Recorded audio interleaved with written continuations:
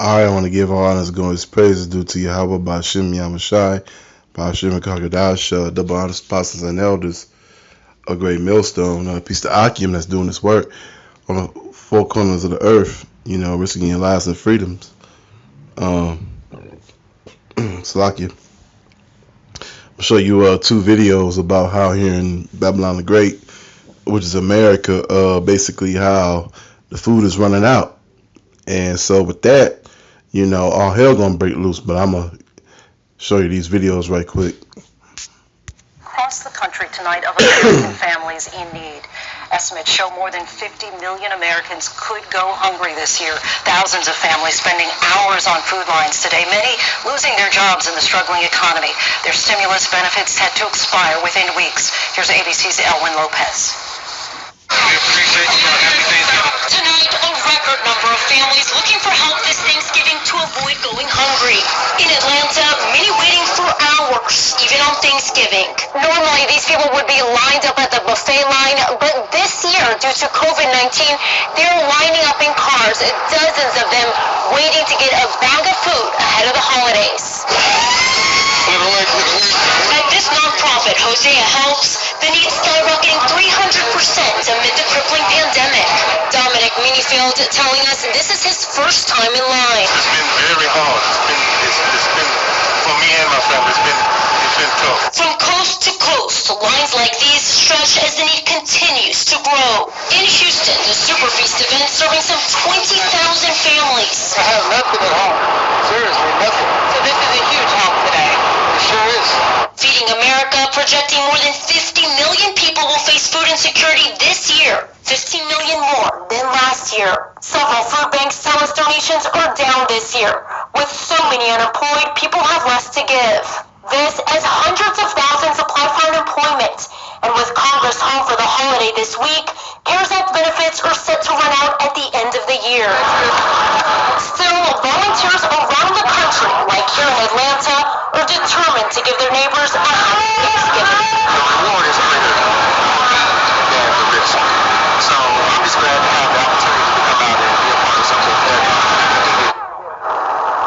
Nonprofits across the nation say the surge that they are seeing will go far beyond the Thanksgiving holiday. Food trucks like this one already loaded up and ready to go to several communities in the area, not only tomorrow, but the day after that and throughout the new year. This, as families on the line today told us that they are grateful not only for the meals, but also for the volunteers. This Black Friday, get the 5G America's been waiting for. Verizon 5G is next level. Unlimited plans start at just $35. With entertainment the whole family will love. Switch now and get up to $13.50 off our best 5G phones. Only on Verizon. The parking lot of AT&T Stadium in Texas is enormous, but it's still not large enough to hold all of the cars coming for food ahead of Thanksgiving. People spilling onto nearby streets and gratefully driving away with 80-pound boxes of groceries. They just care for us. They know the situation that we're going through. The display of need playing out all over a deeply suffering nation. In San Jose, bins bursting with turkeys. In the Bronx, lines backed up for blocks. And in South Florida, Hi, happy Thanksgiving. the Miami Marlins stepping up to the plate, handing out 1,000 Thanksgiving meals. we're not doing it because we have to. We're doing it because it's the right thing to do. Having an ability to give back and have an impact in the community is important to us. As much food distributed here in the pandemic's first 4 months as the entire previous year. The amount of families that cannot put food on their table, that are struggling to keep a roof over their head, is out of control. Paco Velez of Feeding South Florida says about half of those now lining up at food pantries are doing so for the first time. How long is this sustainable before you don't have enough food to provide people that have need for it? This tremendous need that we're seeing all across the country and here in South Florida is absolutely not sustainable. As families continue to go month after month after month with no resources, things are getting progressively worse. Accelerating this crisis, a looming food cliff. At the end of the year, hundreds of millions in federal dollars for food banks provided by the CARES Act will run out, leaving many wondering where their next meal might come from. Definitely critical. People have nowhere else to turn. Desperation mixed with gratitude on display in long lines all across the country. Sometimes we don't have enough for we could buy our dinner. And thanks God they're giving us the free turkey and the other vegetables. The CEO of Feeding South Florida says that without any additional help from Congress once the CARES Act expires on December 31st, they're looking at the amount of food coming in being slashed approximately in half. This at the same time, guys, as the rise of increase of need is about 100% or more. As you look over my shoulder right now, this right here, Hoda, is just a snapshot. This line extends all the way around the fairgrounds where I am for a couple of miles. They have 600 meals to give out on this morning, and when those are out, that's it for the morning. That is so incredibly distressing, and those are the people in line. There are some people who are suffering in silence. They're at home. Do we know how big this problem is overall? Feeding America, the national organization, Hoda estimates it's about 50 million people in America that are experiencing food insecurity this year. That is about 1 in 6. For children, we heard Gabe talking about the impacts of coronavirus on children. It's 17 million. 1 in 4 kids in the United States is going to experience food insecurity this year because of the pandemic. God, we call it food insecurity, but they're hungry. I mean, that's really what it is. All right, Sam, thank you. What you just witnessed there is basically the food running out, and that's pretty much lining up perfectly with the scriptures, which I'm gonna go into.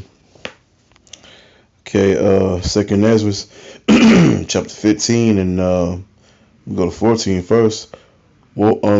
Woe to the world and them that dwell in it. Therein, for the sword and their destruction dwelling nigh, and one people shall stand up to fight against another, and swords in their hands. For there shall be sedition, arming men, and invalidate one another. They shall not regard their kings, neither princes, and their courts of their actions shall stand in their power. No man shall desire to go into a city and shall not be able, because of their pride the city shall be destroyed. The house shall be destroyed, and men shall be after. A man shall have no pity upon his brethren or neighbor,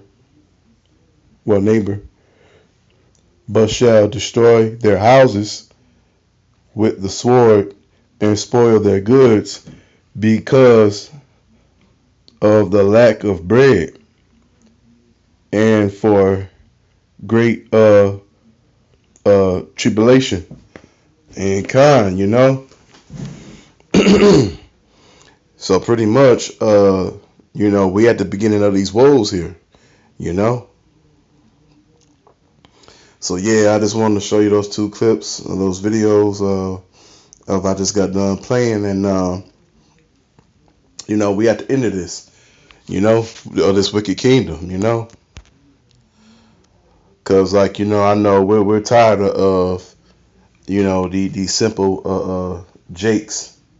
These 2/3 of these so-called Negroes, Latinos, and Native Americans that don't want to get right with Yahweh Shem Yahshua. So now they about to pay for it, for what's coming to them, because scripture said that his prophets gonna eat.